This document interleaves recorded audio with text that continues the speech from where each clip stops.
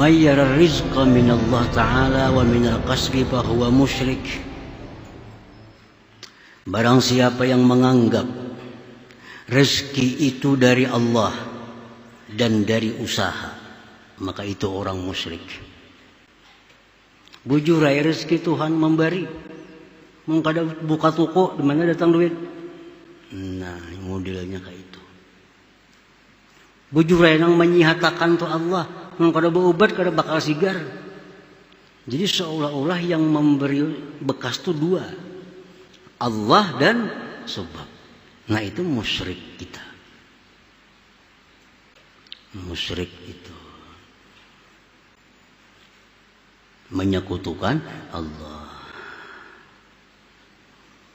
Nah, orang yang melihat bahwa rezeki dari Allah dan dari usaha. Nah, dari Allah dan usaha ini bergabung, datang rezeki.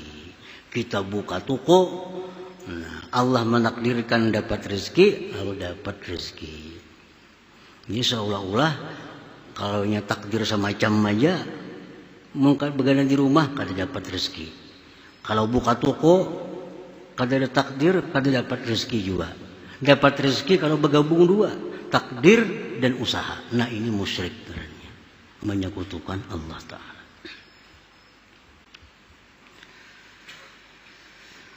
May yara rizqa min Allah Ta'ala wa la yadri ayatihi amla bahwa syakkun munafik.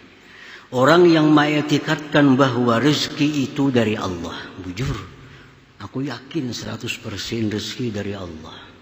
Cuma aku kada tahu diberinya kada. Nah, bujur rezeki dari Allah. Cuma aku kada tahu apakah aku diberi atau kada isuk kaina. Itu orang yang ragu-ragu, ngarannya munafikun, orang yang munafik itu. Jangan dipakai juga itu etikat itu. Yang ketiga, mayyara rizqa min Allah wa la yuaddi haqqah aw ya'sillaha ta'ala li ajli kasbi fahuwa fasik. Orang yang mengetikadkan bahwa rezeki dari Allah semata. Nah, dia mengetikadkan bahwa rezeki itu dari Allah, titik. Tapi ini kadang menunaikan hak rezeki. Atau dia cari rezeki dengan cara yang maksiat. Bahwa fasikun, maka dia fasik itu. Fasik. Etikatnya bujur. Etikatnya benar bahwa rezeki itu hanya dari Allah. Tapi ya cara mencarinya maksiat. Nah, cara mencarinya cara yang luput dari syariat. Nah, itu orang fasik. Yang keempat, mayyara rizqa min Allah wahdahu wa akhraja haqqahu wa la ya'sillah li ajli kasbi bahwa mu'minun mukhlis. Orang yang mengetikadkan rezeki dari Allah semata, dia keluarkan haknya rezeki. Dia tidak maksiat kepada Allah mencari rezeki itu, maka itulah orang mukmin yang mukhlis. Nah, jadi rezeki dari Allah, bukan dari yang lain. Dia keluarkan hak-hak rezeki seperti zakat misalnya, dia keluarkan dan mencari rezeki dengan cara yang benar. Nah inilah mukmin mukhlis namanya. Nah, para muhibbin rahimakumullah, qala Rasulullah sallallahu alaihi wasallam mukhbiran 'anil iman. Rasulullah bersabda mengkhabarkan beliau tentang iman, an tu'mina billah wa malaikatihi wa kutubihi wa rusulihi wal yaumil akhir wa tu'mina bil qadar khairihi wa syarrihi. Ujar Nabi, iman itu beriman dengan Allah, malaikat, kitab-kitab, rasul-rasul, hari kiamat, dan engkau beriman dengan takdir khairihi baik wa syarrihi dan jahat. Nah, orang beriman takdir Allah baik itu. Orang kada beriman takdir Allah jahat. Orang taat takdir Allah. Orang maksiat takdir Allah juga. Nah, kita wajib itu percaya. Nah, itu wajib diiktikadkan di dalam hati seperti itu. Wa huwa mustamilun ala arba'ah, itu sabda Nabi tadi mencakup 4 hal. Yajibu alaika an tu'mina anna wuqu'al asya tabaqan li'ilmi al-azali biha. Wajib engkau beriman bahwa terjadinya sesuatu di alam semesta ini sesuai bagi ilmu Allah. Sesuai bagi ilmu Allah. Apapun yang ada di alam semesta ini sesuai dengan apa yang diketahui oleh Allah. Mustahil ada sesuatu yang terjadi tidak diketahui oleh Allah Subhanahu wa ta'ala. Sekecil apapun, sehelai rambut yang gugur dari kepala kita, sepengetahuan Allah.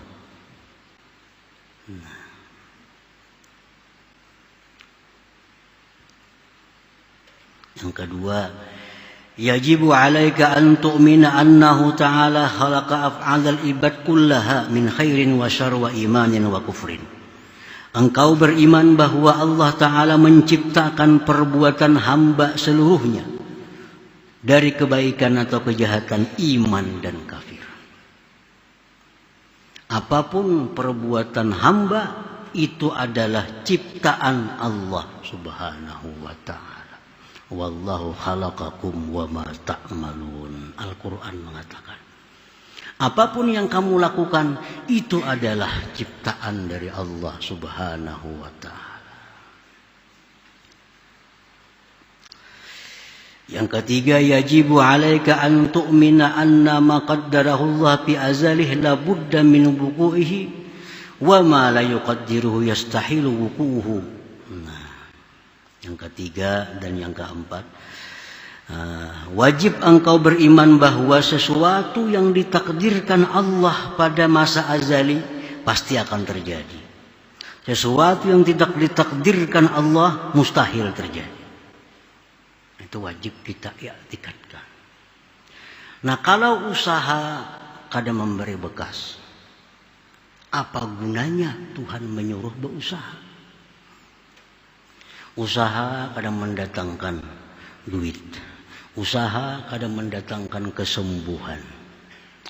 Apa guna Tuhan menyuruh kita berusaha? Nah, usaha itu untuk menimbulkan pahala dan dosa. Bila kita berusaha sesuai dengan cara yang digariskan Allah, jadi pahala. Bila kita berusaha dengan cara yang tidak sesuai dengan Allah, jadi dosa. Nah, hanya sampai di situ gunanya usaha itu. Kita disuruh berusaha, disuruh berubat. Hadis tadi mengatakan berubatlah kamu. Disuruh berubat. Tapi apa guna kalau ubat itu kada bapak, kada sesuai takdir? Apa gunanya berubat? Kan takdir juga. Nah, berubat itu disuruh untuk mendatangkan gerakan tubuh kita supaya dapat pahala. Kalau berubat itu sesuai dengan apa yang digariskan Allah. Nah, berusaha berubat itu bisa jadi dosa kalau kita berubat dengan cara yang dilarang oleh Allah Subhanahu wa ta'ala. Jadi usaha-usaha itu dagang, tani, pegawai negeri, semua usaha hasilnya hanya untuk mendapatkan pahala atau mendatangkan dosa. Nah, perkara membuat kita kaya bukan usaha. Perkara membuat kita sembuh dari sakit bukan usaha. Itu takdir Allah Subhanahu wa ta'ala. Nah, para muhibbin rahimakumullah. Yajibu alaika ar-ridha bima qaddarahu Allah wa muqabalatuhu bima huwa matlub.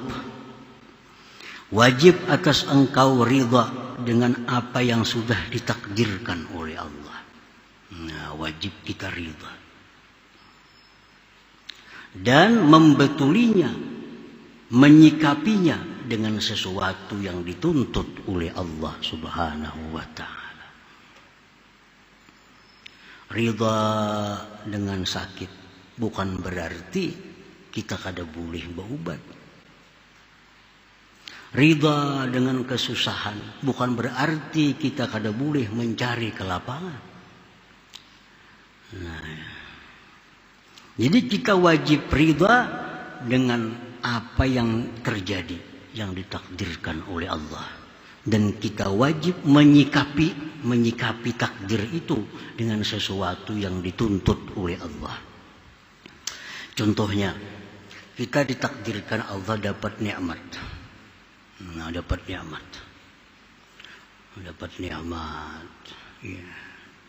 Berapapun kita dapat nikmat, kita wajib ridha. Karena itu sudah ketentuan Allah.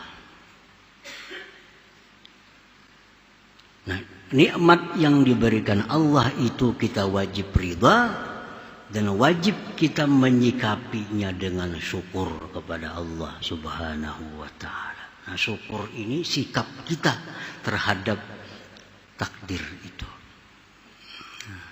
Ditakdirkan Allah kita dapat duit, kita ridha. Berapapun dapatnya, ridha. Dan kita wajib mensyukuri itu nikmat tadi.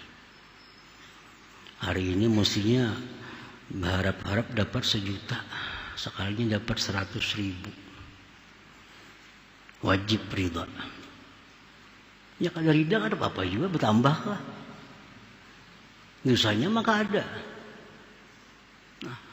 Alhamdulillah dapat 100.000. Udah kali 50.000 aja.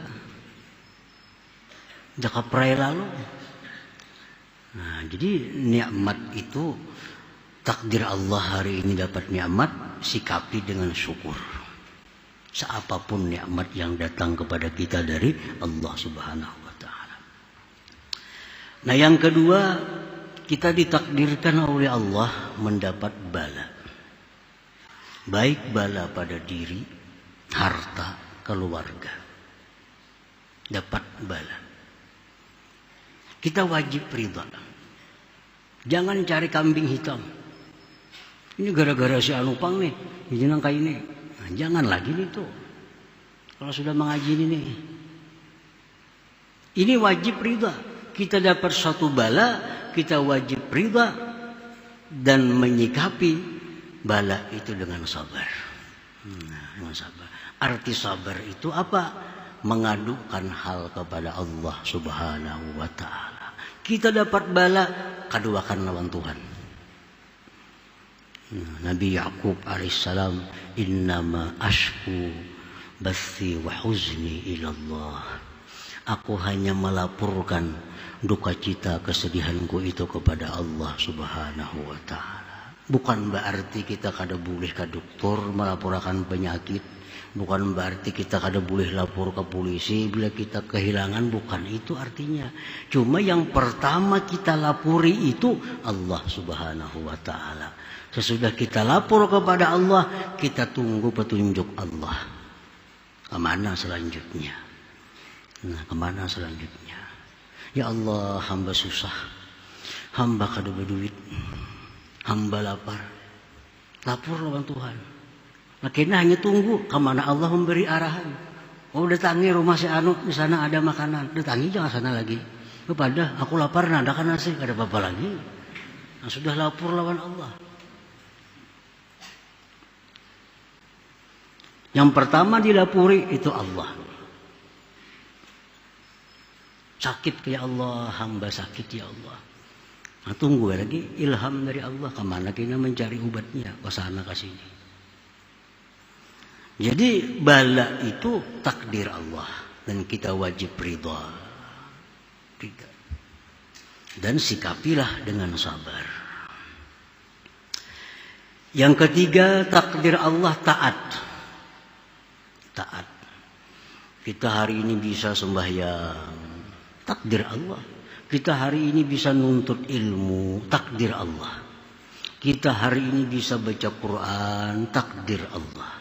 Kita hari ini bisa sembahyang tahajud, takdir Allah. Takdir Allah. Dan sikapi itu takdir taat dengan mengingat nikmat anugerah Allah Subhanahu wa ta'ala. Supaya jangan ujub jadinya. Nah, jadi kita bisa sembahyang hari ini, bisa mengaji hari ini. Nah, kita ingat bahwa ini adalah anugerah Allah. Jika aku kada dianugerahinya, kada bisa mengaji pang hari ini. Jika kada diberinya hidayah, taufik, kada bakal bisa nuntut ilmu hari ini. Nah, cuma karena aku diberinya hidayah, taufik, pertolongan, bisa nuntut ilmu hari ini. Jadi sikapi takdir taat dengan mengingat anugerah Allah Subhanahu wa ta'ala. Nah, yang keempat, maksiat. Kita ditakdirkan Allah hari ini maksiat. Kita wajib ridha. Wajib ridha. Jangan protes. Kenapa aku harus maksiat? Sadang sudah menjaga diri. Sadang sudah beapik tatap maksiat. Jangan protes. Kita hari ini ditakdirkan Allah berbuat maksiat, pasti akan terjadi. Imam Junaid Baghdadi dalam kitab Iqazul Himam ditanya oleh muridnya, ayaznil arif billah. Apakah bisa berzina orang yang sudah titelnya al-arif billah itu? Orangnya sudah arif billah, alahan pada wali lagi, bisalah berzina. Injil Junaid Baghdadi, wa kana amrullah qadaran maqdura. Takdir Allah pasti akan terjadi. Walaupun itu orang wali, orang arif billah, kalau takdirnya ini berzina akan terjadi. Nah, jadi kalau kita ditakdirkan oleh Allah maksiat, kita ridha. Sikapi takdir itu, takdir maksiat ini birruju wa taubah ilallah faura, dengan kembali dan tobat segera kepada Allah Subhanahu wa ta'ala. Kita hari ini maksiat, sudah ridha. Ditakdirkan hari ini maksiat, kita kada berdaya upaya. Sudah sadangannya maliung sudah. Tatap tagawi jo maksiat ini. Kita ridha dengan Allah yang menakdirkan itu. Segeralah kita tobat kepada Allah, kembali kepada Allah Subhanahu wa ta'ala. Nah, itu 4 hal takdir dan 4 hal yang kita dituntut untuk menyikapi takdir Allah Subhanahu wa ta'ala tadi. Para muhibbin rahimakumullah. Samaratul iman bil qadar, buahnya iman dengan takdir, 1 al-itminan, tenang. Nah, kalau sudah percaya dengan segala-galanya bahwa itu takdir Allah, akan timbul itminan, ketenangan hati. Nah, apalagi kita takdir Tuhan dah. Nah, kayak apa lagi? Sudah coba usaha ke ini, ke itu, ke ini, tatap aja. Nah, sudah takdir Allah. Nah, akan tenang hati kita, tenang. Yang kedua, buahnya iman itu adalah at-tawakkul. Nah, karena takdir Allah ini lalu kita berserah kepada Allah. Kita berusaha, kita sukses dengan usaha kita. Ini adalah takdir Allah, bukan karena usaha ini. Kita berusaha lalu gagal, jangan salahkan usahanya. Itu takdir Allah Subhanahu wa ta'ala. Nah, yang ketiga buah iman kepada takdir itu adalah ada mutaubikh li khalqillah, tidak akan mencela kepada makhluk Allah. Kada akan mencela. Kenapa? Karena itu takdir Allah Subhanahu wa ta'ala. Nah, para muhibbin rahimakumullah, ini bagian kedua, ini hati daripada hikam, merupakan sesuatu yang terjadi pada diri kita setiap hari. Jangan sampai kita salah dalam i'tikad. Salah dalam i'tikad itu lebih berbahaya daripada salah anggota tubuh yang lainnya. Kalau salah pandang, paling haram. Kalau salah dengar, paling haram. Kalau salah i'tikad, kita kafir. Nah, kita keluar dari Islam. Jadi i'tikad ini bujur-bujur, jangan sedikit pun tergelincir daripada yang sudah digariskan oleh Allah Subhanahu wa ta'ala.